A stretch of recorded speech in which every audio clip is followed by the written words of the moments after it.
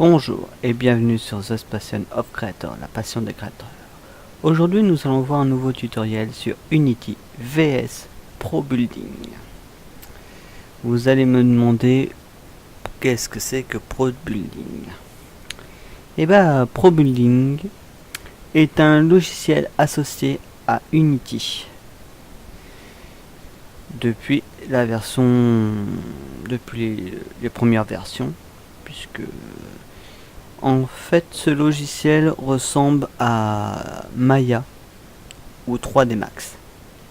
Le logiciel est très simple et s'adapte automatiquement à Unity. Donc pour commencer, nous allons faire un petit test. Vous lancez comme d'habitude Unity. Vous mettez le nom du projet et vous dites create project. Vous attendez que le logiciel se lance.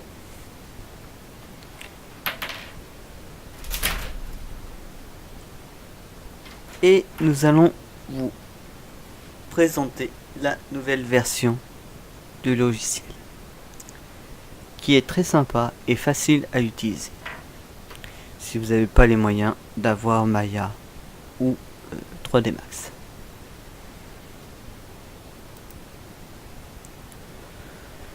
Donc vous retrouvez sur la version, comme d'habitude, du logiciel d'Unity. Alors ne faites pas attention aux erreurs de ceci, je l'ai averti à Unity. Ils vont voir si c'est normal que ça fasse ça, mais bon. Ce sont des petits bugs, comme on dit. Alors, pour commencer, nous allons aller sur Asset Store, pas Asset Forge. Asset Store. Donc, vous allez, pour ceux qui l'ont mis de côté, il est là dans ce petit truc de téléchargement. Et vous recherchez le logiciel.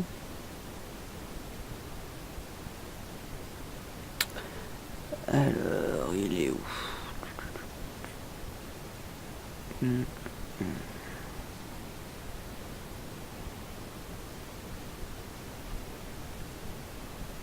Bon, je l'ai passé là.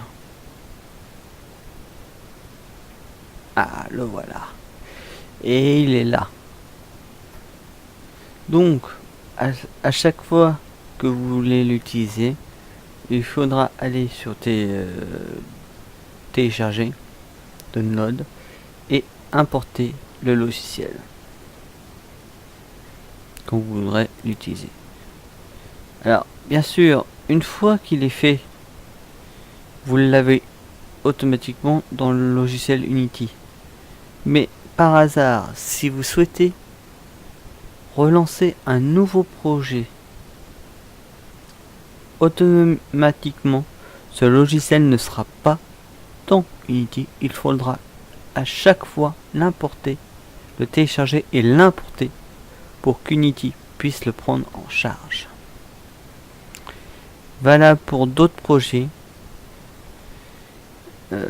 et valable fatalement pour tout ce que vous avez acheté chez Unity. Mais sauf que ceux-là, ils sont déjà dedans, que lui, non. Puisque quand vous demandez à créer un nouveau projet, vous retrouvez certaines fonctionnalités déjà des produits. Donc, voilà. Une fois qu'il est téléchargé et importé, vous revenez dans votre scène et vous allez le chercher, logiciel, et vous retrouvez le produit qui se trouve ici. D'accord? Vous cliquez dessus et vous vous retrouvez avec un carré. Bien sûr, pour le modéliser, vous avez rien, à part toujours ces petites fonctions que vous connaissez depuis. Et ben non, vous allez dans Tool et vous allez sur ProBuilding Basic et vous retrouvez ceci. Et voilà un panneau qui apparaît, vous indiquant ce que pouvait faire ce nouveau logiciel, ainsi que quelques petits éléments que vous connaissez, qui, je me trompe pas, est dans 3D Max, mais pas Maya, mais je suis pas sûr. Mais il me semble qu'il y est aussi dans Maya, mais vous retrouvez ces éléments que vous connaissez. Alors bien sûr, vous pouvez le mettre dans ce coin là, ce qui vous permet d'avoir une meilleure facilité de pouvoir avoir vos cubes, votre cube et le logiciel. Alors bien sûr, quand vous travaillez sur ce logiciel, vous modélisez ce que vous voulez, votre projet, ainsi que n'importe quel projet que vous souhaitez continuer, ou même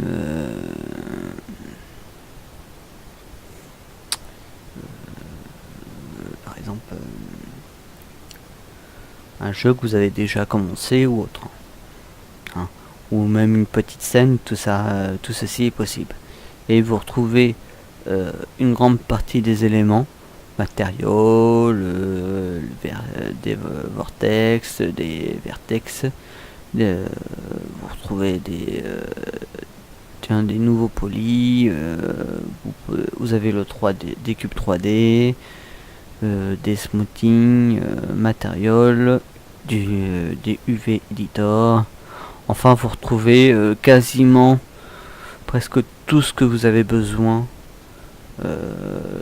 dans le logiciel. En fait, il est un peu comme Unreal Engine 4, ou même Unreal bien avant, mais je crois qu'il avait peut-être pas les versions comme là.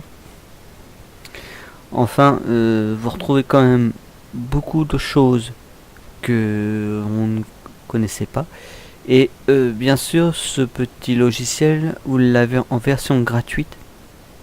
Et si vous voulez la version plus forte, vous avez, elle est un tout petit peu plus chère.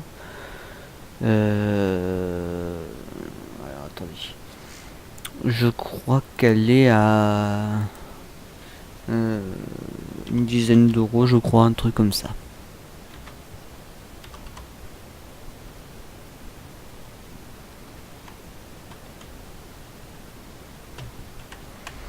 Et je crois que ça s'appelle Avancer. Ah oui, fatalement, il va pas vouloir le mot avancer. Voilà. Donc vous retrouvez... Ah non, il est même plus cher que ça. Il est à 100 euros.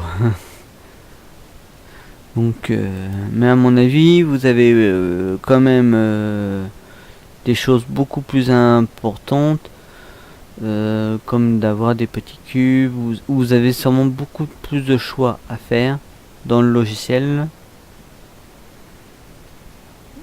Il y a sûrement beaucoup plus de choix. Et vous retrouvez quasiment presque tout, hein.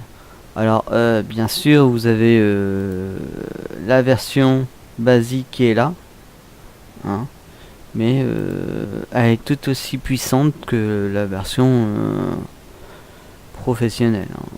Donc après, ça dépend de ce que vous souhaitez faire, comme tout, hein. Mais vous pouvez déjà faire un grand nombre de structures. Vous retrouvez quand même quasiment... voilà. Vous pouvez faire quand même des choses comme ça. Alors quand on fait déjà des choses comme ça en projet, c'est déjà pas mal, je pense, hein. Même si vous n'avez pas besoin de la version professionnelle, hein. Ça demande quand même ça monte quand même d'un niveau au même niveau que Maya et puis 3D Max, fatalement. Donc nous revenons sur notre petit cube, et vous avez la possibilité de geler votre cube. Vous avez la possibilité de faire pas mal de choses. Alors, dans un premier temps, nous allons commencer avec ceci. Vous avez un Snap Tool qui apparaît et vous retrouvez le nom cube. Et ben votre cube peut se transformer en stère ou bien en triangle, non sprint, un cylindre,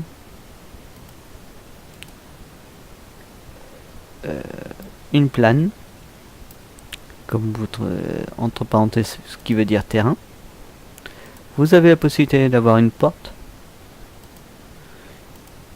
une pipe, pensez pas aux bêtises, un cône, un sprite. Vous retrouvez une hache. Alors vous avez la possibilité de faire une porte grâce à lui. Après vous retrouvez un icosahedron, donc une petite boule comme on dit. Vous trouvez un petit, soit un anneau, soit... et vous retrouvez pareil un autre. Et donc, selon ce que vous souhaitez faire, et ben vous avez la possibilité de toujours... Alors, vous cliquez sur ceci, et quand vous en avez plus besoin, vous l'enlevez. Et alors, comme on dit, vous avez la possibilité de l'agrandir comme vous faites d'habitude. Et voilà. Alors après vous pouvez faire des trucs comme ça si vous le souhaitez. Donc s'il est possible aussi, c'est que vous souhaitez faire des trucs comme ça, par exemple, et par exemple vous avez mince, vous avez oublié de remettre des marches. Vous avez la possibilité d'augmenter le niveau jusqu'à 64. Alors bien sûr là fatalement ça fait une descente pour vous, mais pareil vous l'agrandissez en fonction de ce que vous souhaitez.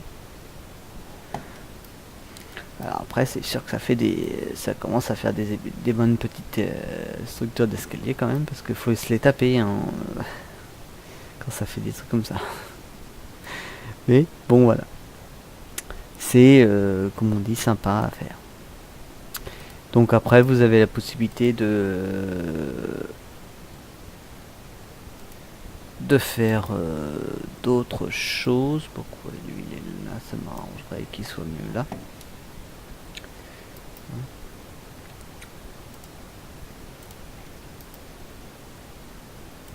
Et vous avez la possibilité de comme vous faites d'habitude.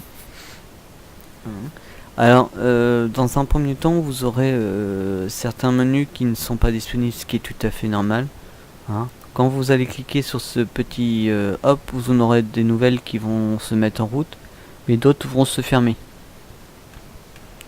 ce qui est en fait un petit piège.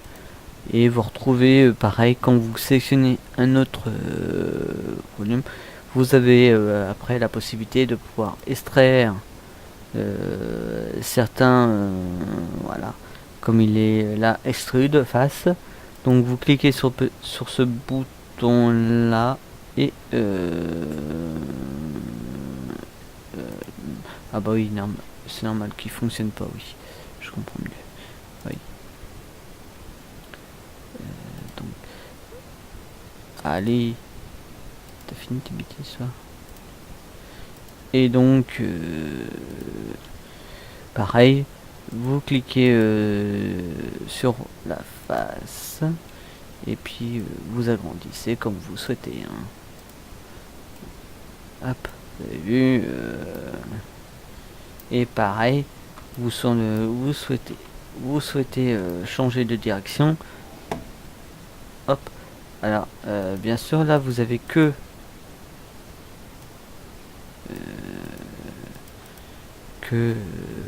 des edges, mais vous avez la possibilité de de prendre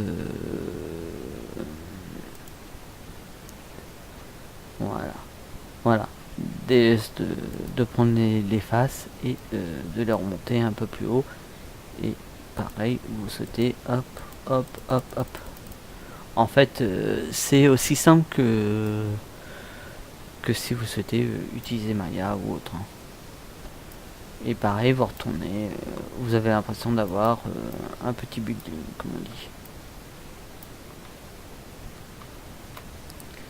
Hein, voilà. Donc c'est à peu près le même logiciel que Maya ou autre. Bon, bien sûr, il a l'air d'être, il est beaucoup plus facile pour d'autres. Et pareil, vous souhaitez les supprimer, vous pouvez. C'est le même côté.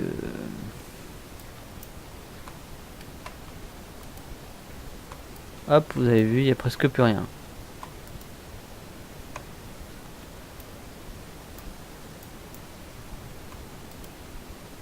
Vous avez vu, votre cube est devenu presque transparent. Et pareil, vous sélectionnez et vous souhaitez extraire une face, et bah c'est possible. Vous avez vu. Vous souhaitez encore à nouveau extraire une face, hop, et voilà. Vous souhaitez, hop, et voilà.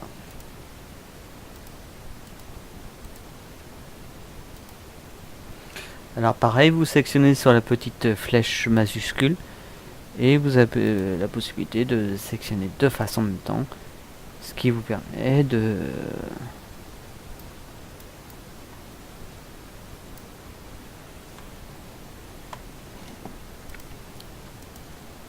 faire certaines choses qui vous intéressent.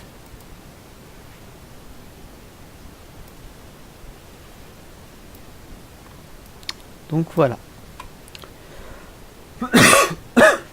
Excusez-moi. Et donc après, tout dépend de ce que vous souhaitez faire. Vous avez la possibilité de faire des canons, des portes, enfin plein de petites choses. Voilà, on peut faire même un building si vous souhaitez. On peut faire pas mal de choses. Alors bien sûr, je n'ai pas encore visualisé tous les éléments, mais il y a quand même pas mal de choses très intéressantes. Et on retrouve beaucoup de choses.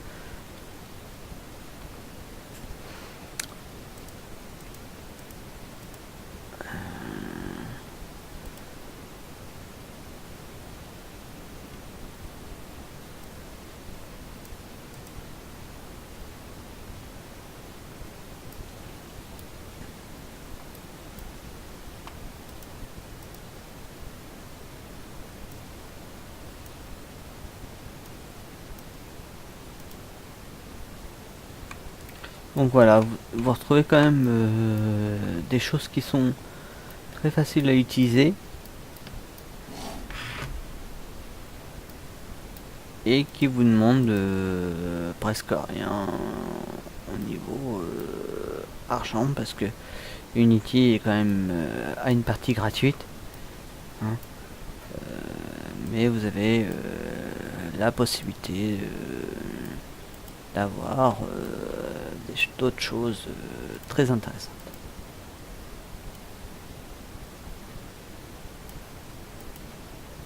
Donc là, fatalement, vous avez la possibilité aussi de colorer vos structures, faire de grandes choses, comme on dit. Alors, vous avez l'impression que quand vous tournez, qu'il n'y a plus rien, mais en fait, c'est un petit peu fait exprès.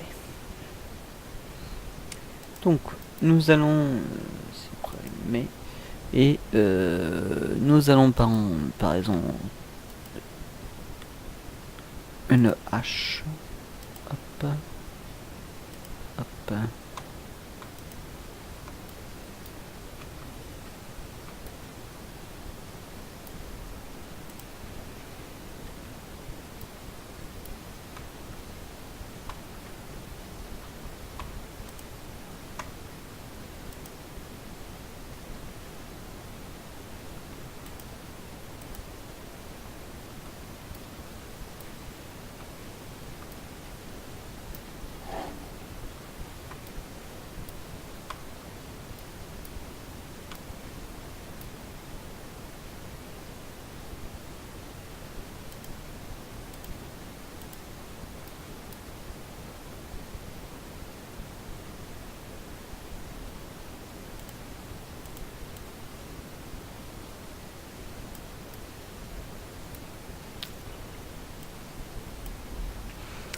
sera peut-être mieux comme ça. Et hop, voilà. Et donc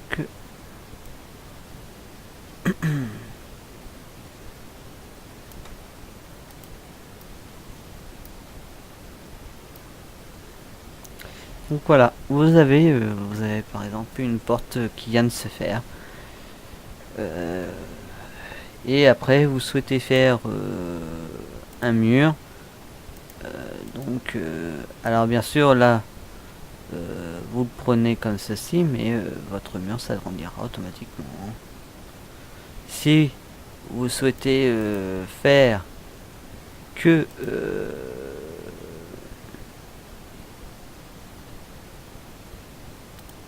une entrée des structures, vous aurez la possibilité de sélectionner que les edges et voilà.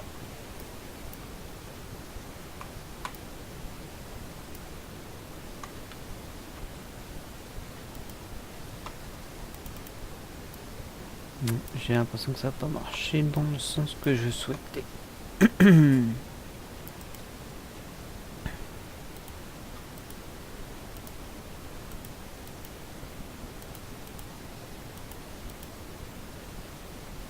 Bon, bah, c'est pas grave. Hein. Mais oui, c'était un peu normal parce que comme j'ai fait carrément le truc, j'aurais peut-être dû faire carrément. Ouais. C'est ce qui me semblait, j'ai fait une erreur au niveau. Ouais. C'est un peu logique. Alors, ça, voilà. Mais vous retrouvez quand même cette petite structure très sympa que vous pouvez faire déjà avec le logiciel.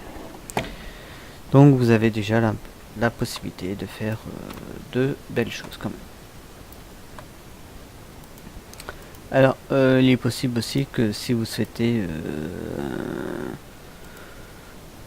faire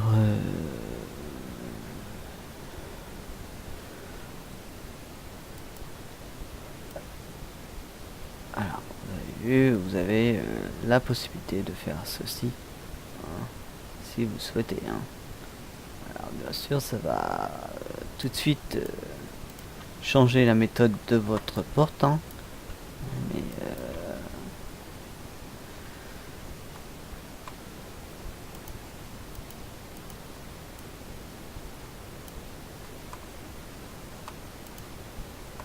et vous retrouvez. Donc c'est quand même un petit logiciel qui est assez formidable. Hein. Après, tout dépend de ce que vous souhaitez faire par la suite. Hein. C'est ça qui fait que je peux pas aller ça. Donc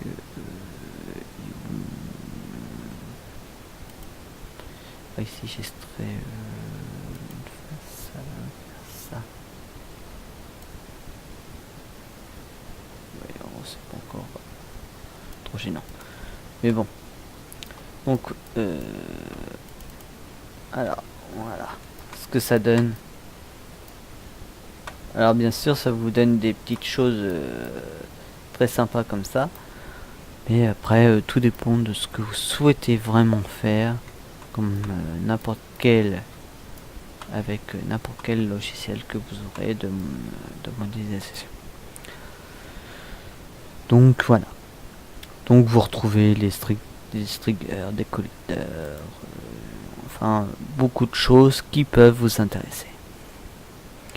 Alors bien sûr, là je vais vous faire voir aussi quelque chose d'important que vous connaissez peut-être pas spécialement sur Unity. Lorsque vous importez des assets que vous avez créés avec Asset Forge par exemple,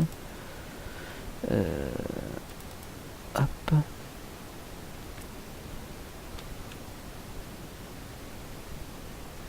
Alors pareil pour certaines structures, fatalement vous aurez toujours besoin d'un temps de chargement qui apparaît. Pour d'autres ça va aller vite.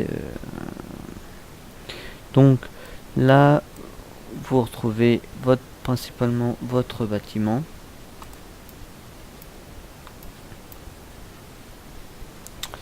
Et comme on dit, oups, c'est pas de bon côté.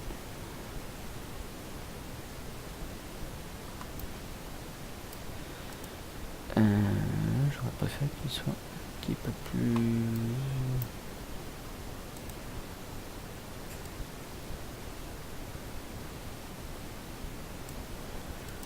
Hein. Donc il est fatal que lorsque vous êtes dessus,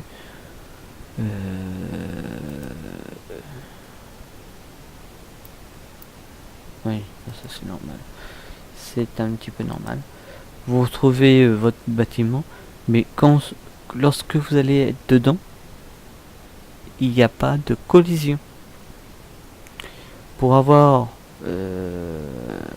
la collision, parce qu'en ordinaire vous avez besoin d'un rigid body, et là non. Ça fait comme un petit peu comme Unreal Engine 4. Dans le logiciel, vous allez retrouver certaines options à sélectionner pour qu'il soit en fait avec un générateur de collision. Donc vous cliquez sur ce petit icône là et en allant dans les inspecteurs, vous retrouvez le générateur collideur qui fait qu'il vous protège des collisions et fatalement vous serez obligé dans l'obligation de désactiver certains éléments pour pouvoir entrer dans le bâtiment pour éviter comme on dit, d'être bloqué comme un autre bâtiment. Voilà, comme on dit. Hein. Il y a beaucoup de choses qu'on ne voit pas dans le logiciel. Et ça demande beaucoup de choses. Donc vous avez la possibilité aussi de faire des armes, des bâtiments, des structures, enfin vous pouvez faire beaucoup de choses. Même si vous avez Asset Forge, vous pouvez toujours utiliser ce logiciel. Hein. En plus il est gratuit et vous avez rien de spécial à faire. Donc voilà. Donc on se quitte sur cette nouvelle vidéo et on se dit à très bientôt dans une prochaine vidéo où il y aura peut-être la possibilité de gagner certaines licences de web creator. Donc je vous redirai ça très bientôt. De toute façon ça sera une vidéo hors série et donc voilà. À très bientôt et bonne journée.